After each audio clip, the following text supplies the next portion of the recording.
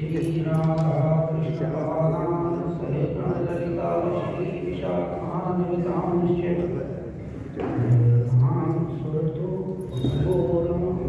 नमतेर्गति मत सर्वस्व पदाम्भोजौ राधामदनमोहन यद्वृन्दावन कल्पतरुणाय श्रीमद्रत्नागार सिंहासनस्थो श्रीमद्राधा श्रीलगोविन्ददेवो इष्टादिभ्य सेव्यमानो स्मरामि श्रीमान् रासरसारम्भिः वंशीवटतटस्थितो कर्षणवेणुसुनैर्भूमिर्भूमिनाथश्रियः वाञ्छाकल्पतरुभ्यश्च कृपासिन्धुभ्यैव च पतितानां पावनेभ्यो वैष्णवेभ्यो नमो नमः।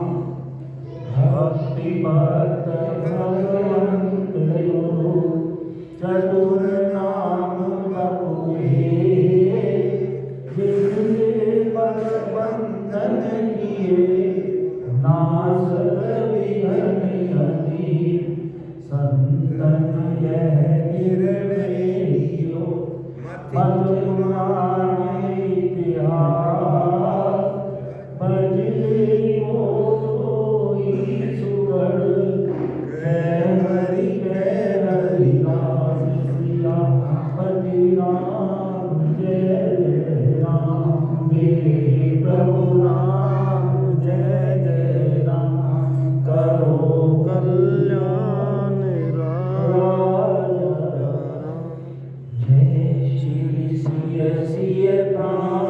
प्रिय सुषमाशील भरत शत्रुघ्न जन सुखद रामानुज हनुमान राम बाम दिसि जानकी लखन दाहिने ओर जान सकल कल्याण में लाजहि तन शोभानि रखी कोटि कोटि सतकाम सियापति राम जय जय राम मेरे प्रभु राम जय जय राम करो कल्याण परमात्मा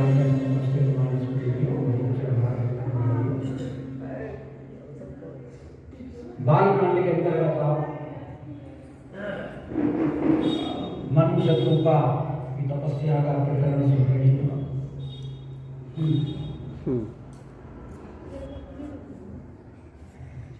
और आपको थोड़ी है जेब में डाल देगी।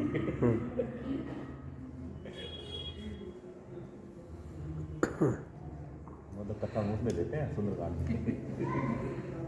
तो भगवान कृपा करके मनु शत्रुपा की अपार तपस्या देखकर उनके ऊपर प्रसन्न हुए और तपस्या के कारण जो अस्थि मात्र उनका शरीर रह गया था विषकाय हो गया। सबसे पहले उसने संजीवनी फूकी अपनी वाणी के द्वारा स्पष्ट किया उनको, क्योंकि वाणी मृतक जियावनी गिरा और जब कानों से वो अंदर हृदय में प्रवेश हुई तो ऐसे हष्टपुष्ट हो गए जैसे अभी राज त्याग करके पुत्रों को दे करके वन में तपस्या करने आए। अभी अभी आए।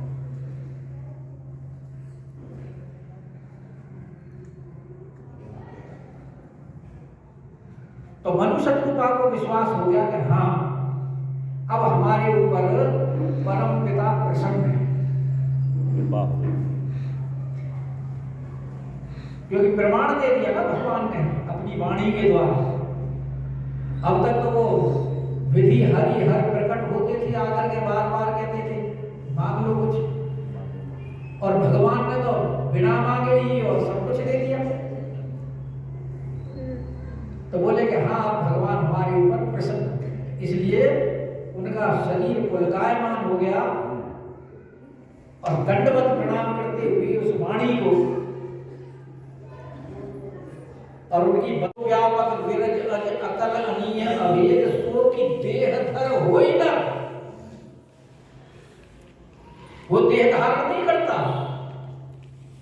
तो मनु जी महाराज कह रहे थे हम उसी का ही तो साक्षात करना चाहते हैं, वो कैसे देह का है? संभव कार्य को संभव करना। अच्छा, अब भगवान भी क्योंकि वैसे तो अंतर्यामी है, सबके हृदय में वास करते हैं, तो भगवान क्यों नहीं प्रकट हुए?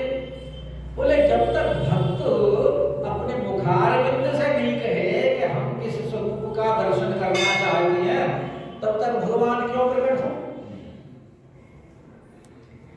और भाई मर्यादा भी यही है कि मांगने वाला कुछ मांगे तभी तो देने वाला कुछ दे। तो इसलिए वो अपने हृदय के भाव बता रहे हैं। अब उनको ज्ञान तो है नहीं भगवान का स्वरूप क्या है, बोले सुनकर भगवान का जाप करते हैं, परम ज्ञानी है।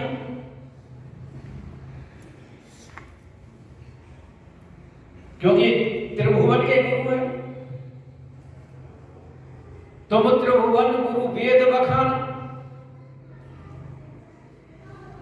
तो उनके स्वरूप को अच्छी प्रकार जानते होंगे भगवान का कैसा स्वरूप है। इसलिए सबसे पहले तो उन्होंने यही बात कही कि जो स्वरूप बस शिव मन माई, और मुनि सर्वस्व त्याग करके जिसका रूप का ध्यान करते हैं उन मुनियों को भी ज्ञान होगा। इसलिए कह रहे हैं कि जे ही कारण मुनि जतन कराई, वो भी तो उसी स्वरूप के दर्शन के लिए सब कुछ त्याग करके संसार वगैरह को छोड़ करके बैठते हैं।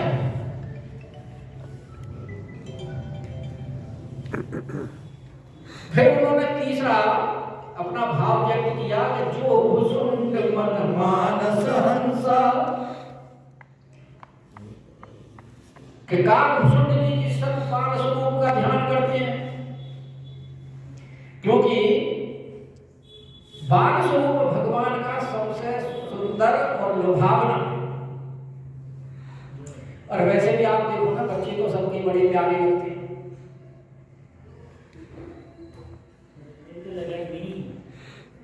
और जब जो बच्चों के अंदर कोमलता सुकुमारता जो होती है वो बड़े होने के बाद फिर वो नहीं रहती, फिर स्वरूप में परिवर्तन हो जाता है।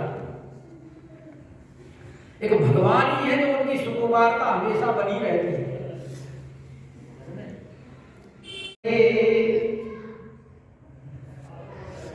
और अति चंचल नैनन हेरी हसो, जब भगवान अपने नेत्रों को घुमा करके और मुस्कान मधुर मुस्कान विस्तारित करते हैं, तो अति चंचल नैनन हेरी हसो, और बहु बात करो रस पूरन के,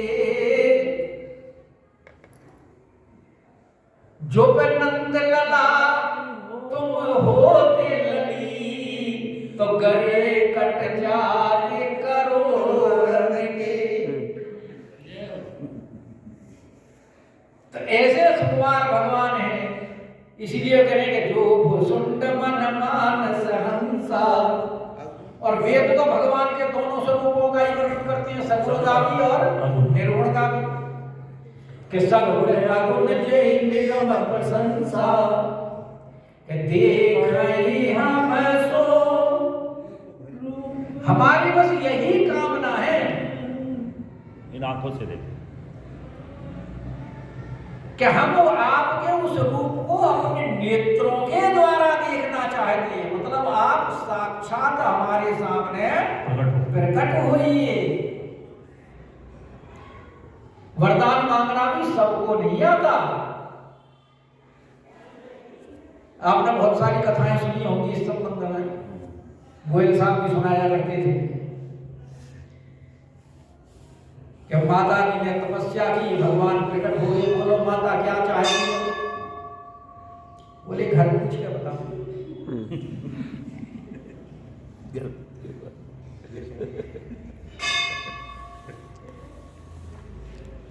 पुत्र बोला के संपत्ति चाहिए, बहू बोली मुझे संतान चाहिए, बुढ़िया की आंख थी नहीं,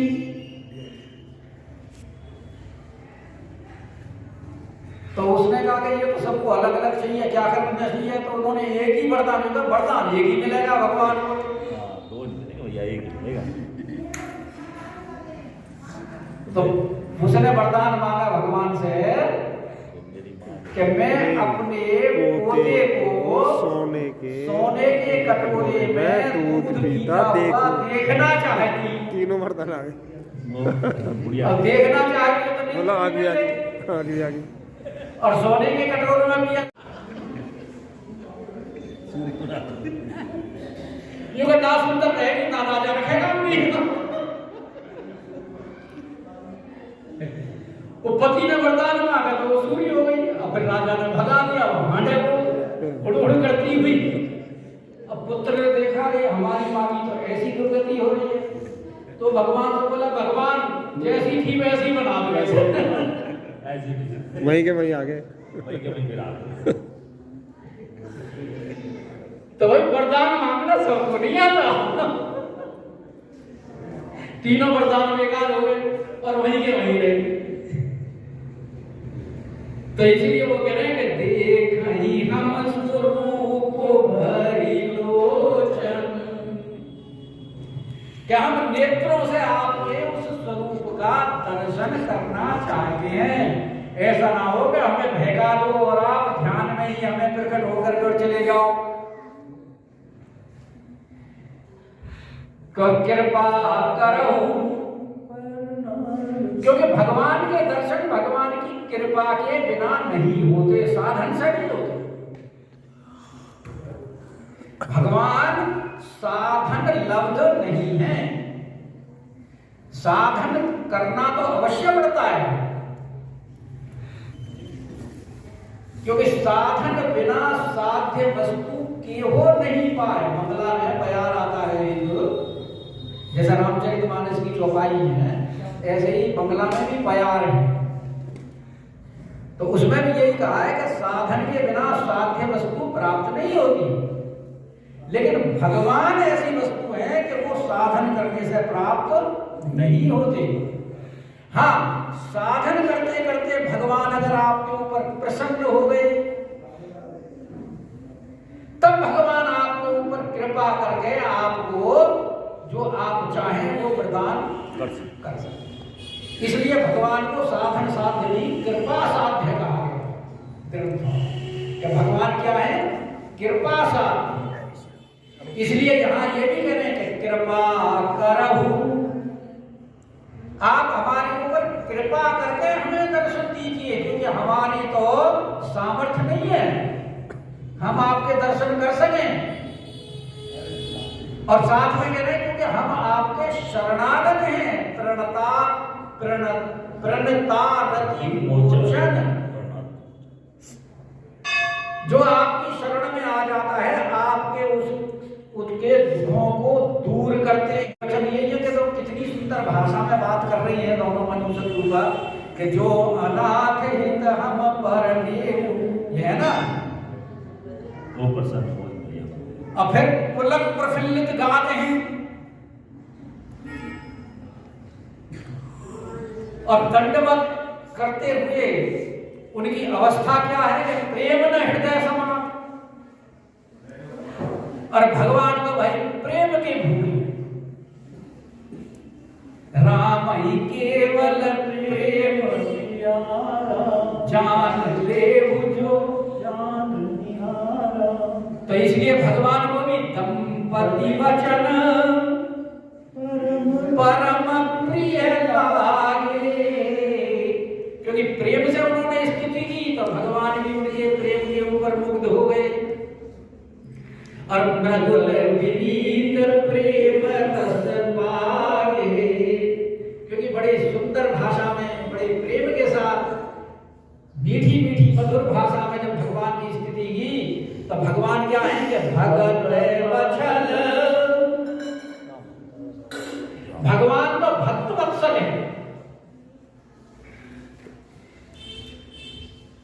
और भगवान को इन्होंने संबोधित भी पहले किया है कि सुनु सेवक सुर तरु सुर धेनु। सुर धेनु मनुष्य का भगवान को कह रहे हैं। सुर धेनु का मतलब गाय, और गाय अपने बछड़े के ऊपर कितना प्रेम करती है, चाट चाट करके बछड़े को साफ कर देती है। और अगर बछड़े की आवाज कहीं भी हो दौड़ी चली आती है। बछड़े भक्तवत्सल हैं, प्रभु कृपा निधाना, और कृपा के निधान है। और सबके हृदय में वो है कि संसार में कहां भगवान नहीं है, हर जगह भगवान विद्यमान है। इसलिए कहते हैं कि विश्ववास, सारे विश्व में जिनका वास है उनको कहीं से आने की आवश्यकता नहीं पड़ी, तो कण कण में तो वही प्रकट हो गए। विश्ववास प्रगटे भगवाना। जैसे प्रहलाद के से पूछा गया खंभ में है, तो हाँ है, और भीषम प्रकट होकर के दिखा दिया। हाँ, द्रौपदी के लिए भगवान को कि दुख हरो द्वारका नाथ, और द्वारका नाथ का भगवान तो वहीं मौजूद थे, लेकिन वो चाहती थी द्वारका नाथ बनाए, तो पहले भगवान को द्वारका जाना पड़ा, फिर वहां आए, द्वारका से वापस आए। अब कोई वैकुंठनाथ को बुलाए तो भगवान तो सब जगह मौजूद है, लेकिन जब वैकुंठनाथ को बुलाएगा तो फिर भगवान वैकुंठ से ही तो आएंगे, तो पहले वैकुंठ जाएंगे फिर आएंगे। वैसे कृष्ण कह रहे थे कृष्ण आओ, बस हो जाता काम वहीं से।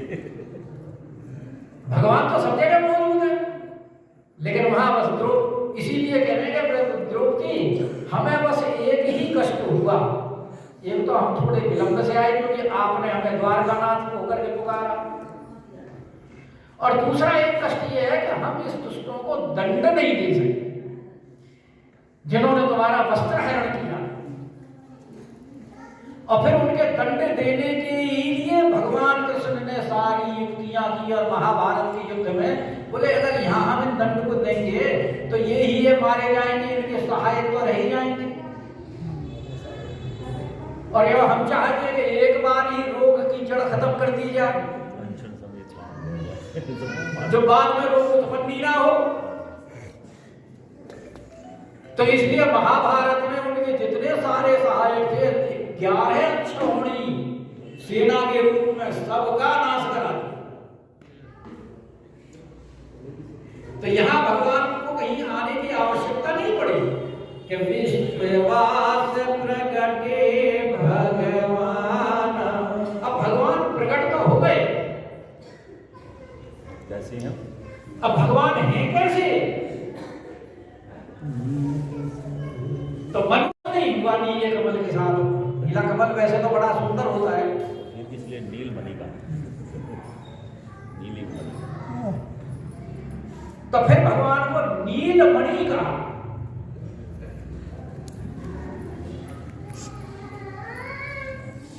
नीलमणि भी बड़ी सुंदर होती है, नीले रंग की मणि, नीला नीला प्रकाश, दिव्य प्रकाश निकलता है मणि से। फिर भी संतोष है, भगवान के सामने ये उपमा युक्ति संगत बैठती है। फिर बोले नीलधर बादलों के साथ। तो 3 जगह की उपमा क्यों दी? क्योंकि जल, थल और आकाश 3 हैं। तो जल के साथ नील, सरोवर, कमल की उपमा दी है। प्रकृति के 3 प्रधान तत्व हैं। तो जल में तत्व में नील कमल कैसा सुंदर होता है, और पृथ्वी तत्व में जो ठोस पदार्थ है उसमें नीलमणि की उपमा दी, और आकाश तत्व में बादल की उपमा दी नीलधर। जो नील कमल सबके दर्शनीय वस्तु नहीं है, सब नहीं देख पाते, सबको उपलब्ध नहीं होती, और नीलमणि भी सबको उपलब्ध नहीं होती। इसलिए बोले इन दोनों उपमाओं से कैसे समझाएं। लेकिन बादल तो सब देख ही लेते हैं, इसलिए नीलधर्मी उपमा, परंतु फिर भी तीनों उपमाओं को देकर के संतुष्ट नहीं हुई, क्योंकि भगवान का तो सौंदर्य अद्भुत है। अब भगवान के जब सौंदर्य की बात की तो भगवान के प्रत्येक अंग का वर्णन करना है कि भगवान का प्रत्येक अंग कैसा है। तो सबसे पहले क्योंकि बाल रूप के उपासक है तो बच्चे का सब मुख ही बहुत सुंदर होता है, तो सबसे पहले दृष्टि कहां गई? भगवान के मुखारविंद के ऊपर। तो मुखारविंद भगवान के कैसा है?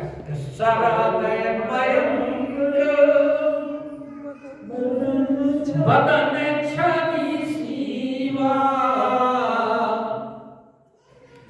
क्योंकि चंद्रमाओं में सबसे सुंदर चंद्रमा कौन सा माना जाता है? शरद पूर्णिमा। शरद पूर्णिमा की रात्रि में जब चंद्र निकलता है तो बड़ा ही लुभावना और शोभायमान होता है, और भगवान को भी वही प्रिय है। इसीलिए भगवान ने रास भी शरद पूर्णिमा को ही किया है। श्रीमद् भागवत में जो भगवान के रास का वर्णन है वो शरद पूर्णिमा को ही रास किया है भगवान ने। तो भगवान का मुखमंडल कैसा है कि छवि सीवा, और वो छवि कितनी है? वो छवि का जो समुद्र है, समुद्र हर वस्तु की एक सीमा मानी जाती है कि भाई ये तो समुद्र का मतलब अथाह, जिसका कोई था नहीं पा सके। तो ऐसे ही भगवान का जो मुखारविंद है वो भी अथाह है, छवि सीमा समुद्र के साथ उसकी तुलना की गई। और चारु कपोल चिबुकुदर ग्रीवा, और भगवान के गाल भी बड़े सुंदर हैं, कोमल कोमल मक्खन जैसे, और गर्दन भी सुंदर है। और ठोड़ी चिबुक, ठोड़ी भी बड़ी सुंदर है।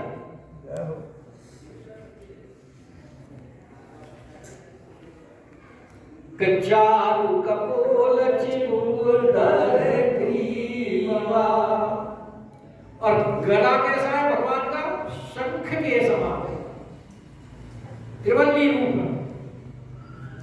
अधरे अरुण होठ लाल, सुंदर नासिका, रज सुंदर